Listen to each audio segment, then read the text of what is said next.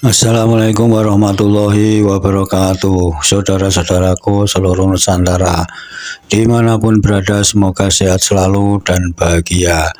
Misteri Syekh Subakir yang selama ini kita kenal dalam babat alas tanah Jawa ini mendapatkan sedikit koreksi dari video berikut, yang mana dalam ingatan kita, cerita-cerita yang kita tahu kalau Syekh Subakir adalah seorang syekh yang datang dari kerajaan Ottoman, yang waktu itu datang ke Pulau Jawa untuk membuka alas atau hutan di tanah Jawa ini, yang pada periode berikutnya menyebarkan agama Islam. Tapi ternyata dalam video berikut ini banyak kisah-kisah atau sejarah yang tercatat dalam serat Keraton Kasunanan Surakarta tidak sama seperti apa yang kita tahu selama ini. Bahkan yang diceritakan oleh Mbah Idwan ini ternyata dulunya waktu pertama babat tanah Jawa ini adalah merupakan leluhur daripada Wali-Wali Sembilan. Jadi leluhur Wali Sembilan ini juga ikut membabat tanah Jawa, kemudian ikut juga mendirikan kerajaan-kerajaan awal di tanah Jawa. Inilah videonya, keterangan dari Mbah Idwan. Wabarakatuh. Saudara-saudariku sebangsa dan setanah air, dimanapun kalian berada, semoga kita selalu mendapat rahmat dari Allah Subhanahu wa ta'ala dan selalu mendapat barokah min auliyatit tisngah alladzina balaghudina bil jawi.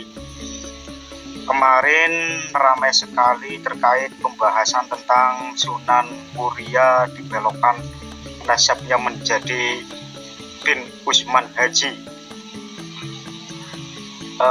Dari kemarin saya sebenarnya kepengen ikut mengomentari, tapi saya sedang ada kesibukan, jadi ya baru saat ini saya bisa mengomentari, ada waktu luang.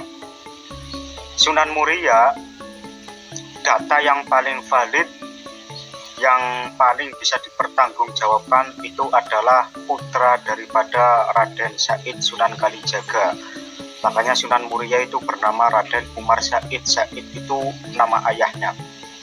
Kalau Sunan Kalijaga sendiri di data keraton, kenapa saya selalu lebih percaya dengan data keraton? Karena keraton itu yang membawa peradaban Islam di Nusantara. Jadi saya lebih, itu salah satunya ya. Jadi saya lebih percaya dengan data-data yang ada di keraton daripada yang ada di luar keraton, atau taruhlah katakanlah di ormas atau dimanapun. Baik, kalau menurut data keraton, salah satunya itu Serat Candrakanta yang ditulis oleh Raden Ngabehi Condro Pradoto, Jaksa Kawedanan Yogiswara Keraton Kasunanan Surakarta Hadiningrat, Pengulu Sri Sinuhun Susuhunan Pakubuwono 10. Serat Candrakanta ini kemarin sudah saya sampaikan bahwa serat ini itu ada sanadnya, disalin mulai dari Sunan Bonang sampai Sunan Kudus sampai Ronggo Warsito, terus sampai penulisnya sendiri yaitu Raden Condro Pradoto. Jadi saya lebih percaya itu daripada yang lain. Kalau di Serat Candrakanta itu dulu pas babat tanah Jawa, salah satunya kan ada leluhurnya Sunan Kalijaga yaitu Syekh Abdurrahman. Jadi Syekh Abdurrahman itu datang ke sini, datang ke Nusantara, ikut babat alas dengan Prabu Sesuruh atau Raden Wijaya, pendiri kerajaan Majapahit. Syekh Abdurrahman ikut babat di Pajajaran, Jabar. Karena jasa inilah Prabu Sesuruh itu memberi hadiah menjadi adipati atau diberi tanah perdikan, katakanlah seperti itu. Diberi hadiah di Tuban menjadi adipati Tuban, bergelar Arya Teja I. Kemudian Arya Teja ini punya anak Arya Teja Laku, terus Arya Teja Laku punya anak Arya Lembusuro Surabaya, terus Arya Lembusuro punya anak Arya Nembe, terus Arya Nembe punya anak Arya Teja III, Arya Teja III punya anak Tumenggung Adipati Wilatikta. Nah, kita tahu Tumenggung Wilatikta ini sudah masyhur bahwa beliau itu ayahnya Raden Said Sunan Kalijaga. Ini tercatat di Serat Candrakanta. Di sini jelas ya bahwa Sunan Muria itu bukan putra dari Usman Haji, melainkan putra dari Sunan Kalijaga.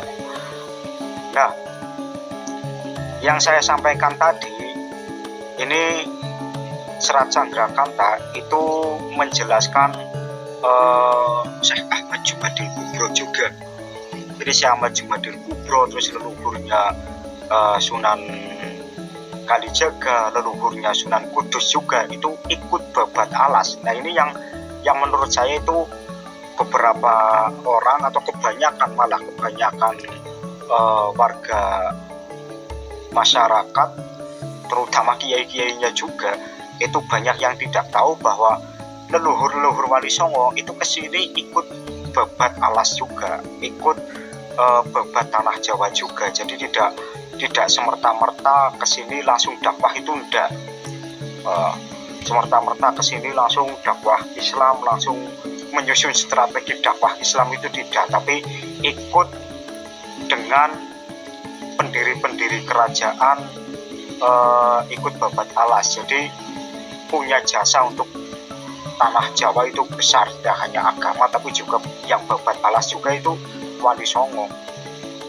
Lain kali saya menjelaskan satu persatu tentang Syekh Ahmad Jumadil Kubro, leluhurnya Sunan Kudus dan leluhurnya Sunan Kalijaga dan lain sebagainya yang ikut babat alas dengan raja-raja Jawa terutama. Nah, pas saya ke keraton itu dan ke rumahnya abdi dalam keraton, saya sempat bertanya terkait dengan yang menumbali tanah Jawa yang sangat masyhur itu, Syekh Ahmad Subakir. Itu kan sering sekali diceritakan oleh kiai-kiai kita kalau yang menumbali tanah Jawa itu adalah Syekh Ahmad Subakir. Katanya itu penumbal pertama atau yang paling besar jasanya lah. Tapi ketika saya tanyakan ke Kanjeng Raden Arya Tumenggung, itu nggak ada datanya malah di keraton. Jadi ini masih dalam penelusuran saya ini saya penasaran. Kalau panjenengan tahu tentang Syekh Ahmad Subakir yang datanya itu bisa dipertanggungjawabkan, monggo komentar atau sama-sama membuat video. Yang jelas saya sudah tanya ke orang-orang keraton, itu tidak ada data mengenai Syekh Ahmad Subakir. Yang babat tanah Jawa ya Syekh Ahmad, Mataram Jumadil Kubro, Syekh Abdurrahman dan lain sebagainya. Tidak ada nama Syekh Ahmad Subakir. Begitu juga tentang sejarah-sejarah seperti Syekh Syamsuddin Al-Wasil yang punya murid bernama Joyoboyo, itu sangat berbeda sekali datanya dengan keraton dengan yang sering diceritakan oleh kiai-kiai kita. Itu menurut saya sangat beda jauh. Namun pembahasan itu bisa kita lanjut ketika ada kesempatan, ada waktu. Terima kasih. Sekian, wassalamualaikum warahmatullahi wabarakatuh.